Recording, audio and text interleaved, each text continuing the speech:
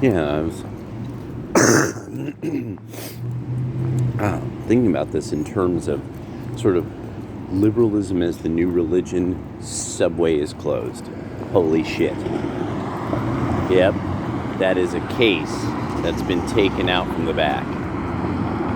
The letters are taken off, the signage is gone. They're shutting that fucking place down. Or you guys are bringing in a whole new bunch of equipment and something is changing there. Maybe the whole thing is being revamped. That would be a trip. They could use some help. I mean, it seems like their location, they'd be doing fine. But anyway, but this very religious idea. So one of the things that's hit me about this is this idea of when you encounter, because this is something that's come up, especially with like Hoodservative, Gulag Gang, and everybody. We've discussed this, is when you've dealt with other black people who are obviously like a unique kind of, like David Carroll, special kind of stupid. And that you really almost can't understand, like, how have you made it through life if, like, you're that vapid or sort of that kind of dense, and you really are wondering, like, there will be something they'll say or do that you can't understand how they could pilot an automobile. Like, you don't understand how they've gotten through life. Yeah, and so when you run into this, and you're like, okay, well, no, there's, and that you really start to realize, like, no, there's really a good portion of people that are kind of that messed up, something's that wrong. Now, for like the white liberals, they're more than willing to discuss their own in these terms. They're more than willing to discuss, like, religious or traditional or rural people along these lines. But you can never, when you are black, really say to a white liberal, like, well, I mean, there's a lot of black people who are fucking stupid. No, black single mothers are women who make, these are just, it's called bad decisions. They made bad decisions. They're bad decision makers. My mama black. I understand how poor some of the decision making of black women could be. George Floyd is a black junkie. Not much more or less. But to the white liberal, every junkie is like a setting sun, and also all of this was caused by some religious figure, sort of a demon that they conceive of, that is really kind of their worst part. Because remember, they're always saying that what's happening to black people is somewhere some white guy's fault. Who has that much power? And I've had to really think about it, and I'm like, no, they really are kind of referring to something about themselves.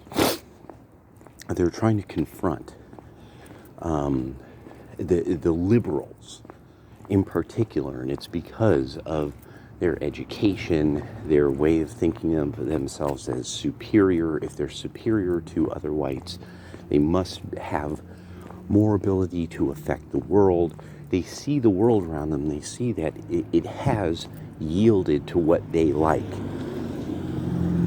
They realize the women are, for the most part, on their side. So, and they're doing what the women like. And then this is another one. The women can't be wrong. That's a very important part of it. And that is where I've found almost universally it's some kind of mama's boy issue. Sort of this, my mother could not have been incorrect. Now, the reason why I found this at some point kind of an interesting idea is something I once encountered a long time ago, and it's a cultural memory kind of thing, is once the thing of, and you're going to tell me my papa was wrong. And this is a line that came from Archie Bunker. And there was this long conversation. It was a death. They're going to die. and they're going to there's this long conversation. He said, Archie, don't don't you think like blah blah? And he said, my father raised me and and he fed me as a child and blah blah, and you're going to tell me he's wrong?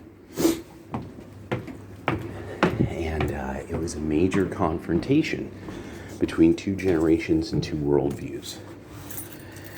And that, and of course too, this is a moment in TV history for something like Rob Reiner, thinking like he's really doing something. He's really your dad was wrong, white man wrong, white woman good, all the time. Rob Reiner and his Meathead and his and Archie's daughter, and all the crapola that she believed. So I've been putting it that and it has to do with quite specifically the sexual revolution and sort of this idea of the thirsty artist that, the artist, their intense thirst and wanting, companionship, wanting a woman. And that this is one of the only ways that a lot of these guys can get it is by having this sort of unquestioning devotion to anything, socially or politically, that the women of their group, white liberal women, think is correct. So it really is that any immature female fantasy about the world has to be entertained. Because of course Archie would be like, no, the guy's just stupid. He's just one of those really stupid black people. And that if you're a black person who you go to work and you're like, no, there's just some people are stupid and lazy. And that for white liberals, for then people like Anna Kasparian, fundamentally a white liberal. Like there's nothing about her that's ethnic, really. Chunky yogurt, doesn't really come across as some kind of very exotic person, there's nothing that you think I'm getting a taste of Turkish culture, from a Turk's point of view. We Turks have a saying, that kind of thing. No, because he's like many people like him, these middle class types like him, that they're deracinated and have no cultural background. Their culture has extremely little to offer as far as some kind of cultural wisdom to the rest of us. They can't put it in, they can't encapsulate it in some way.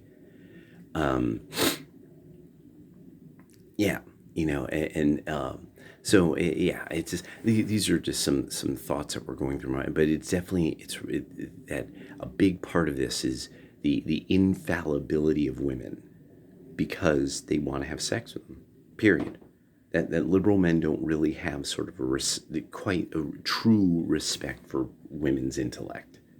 Otherwise, they would disagree at a certain point, because like an equal, you would want to have an open conversation about something. Yeah. All right. Later.